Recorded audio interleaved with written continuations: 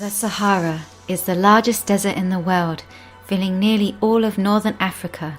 It measures approximately 3,000 miles. The Sahara is bordered in the west by the Atlantic Ocean, in the north by the Atlas Mountains and the Mediterranean Sea, in the east by the Red Sea, and in the south by the Sahel. The Sahel forms a transitional zone between the Sahara to the north and the belt of the humid savannas to the south. In the semi-arid region of the Sahel, the advancement of the Sahara Desert continues to be a threat due to land management, overgrazing, and droughts in the region. It's fast becoming completely desertified. This land loss is a driver of many other problems such as hunger, poverty, unemployment, forced migration, conflict, as well as an increased risk of extreme weather events. However, the country Niger in the African Sahara region has been making some astonishing agricultural developments, turning large areas suffering from desertification into agricultural fields. In Niger, 5 million hectares of land with over 200 million trees have been restored, with 2.5 million people benefiting from the improved use of land. This transformation can be called a major accomplishment for any country, especially when a country only receives an average of 6.5 inches of rainfall a year. In this video, we're going to tell you how and why Niger is turning its deserts into huge farmlands. So stick with us and let's dive into today's video. Niger, which is officially a republic, is a landlocked country in West Africa named after the Niger River. Over 80% of its land area lies in the Sahara Desert. Those trying to grow crops in the Sahel region are often faced with poor soil, erratic rainfall, and long periods of drought. Farmers faced significant tree losses in the 1970s and 80s as a result of drought, the expansion of cropland, and human pressure. Because few trees remained on the fields, farmers often witnessed their newly planted crops being destroyed by the wind erosion.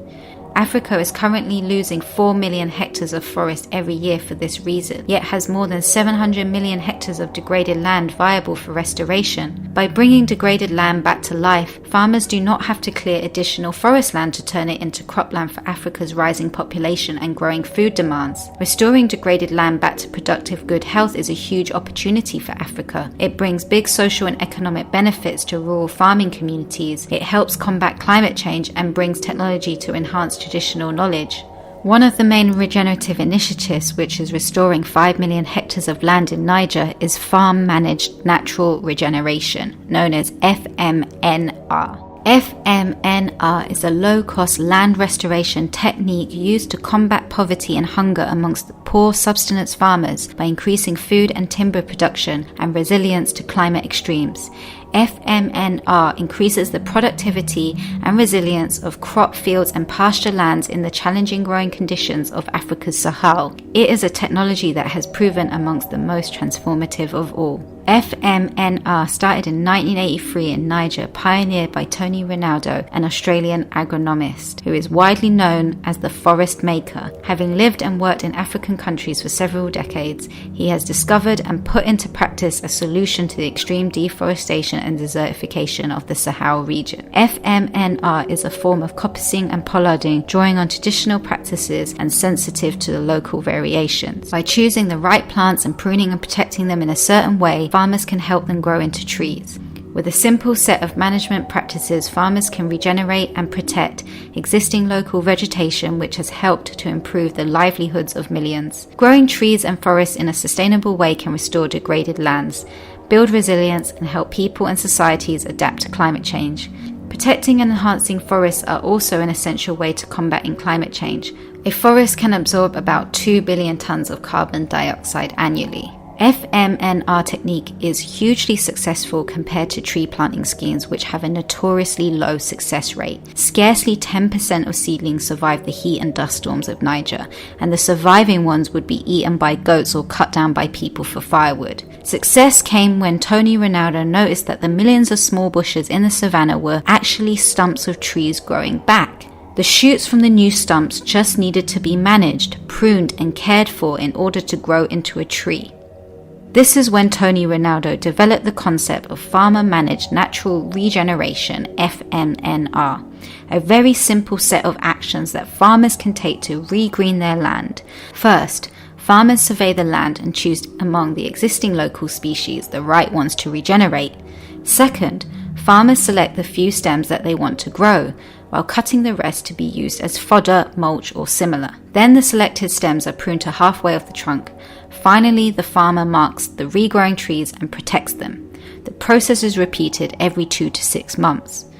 Farmer-managed natural regeneration became an enormous success in Niger because of its simplicity, local adaptability, low cost, about $20 per hectare, easy combination with agricultural methods, and quick results.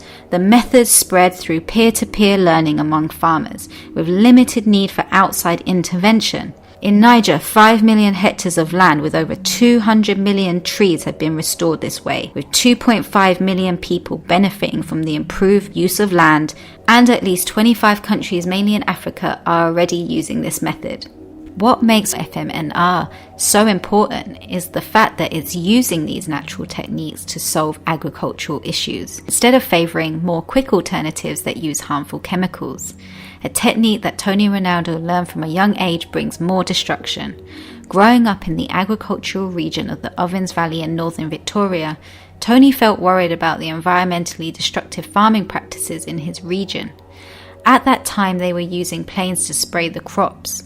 Tony Ronaldo said that the chemicals would kill the fish in the stream, and that they would also clear fell the native bush, which he loved, and they replaced it with monocultures of pines. It's this unique experience that enabled Tony to search for natural solutions when attempting to regreen the desert, which creates long-term food security, abundance and wealth for the local people, instead of reaching for short-term quick rewards with chemical pesticide use that ultimately causes more destruction in the long run.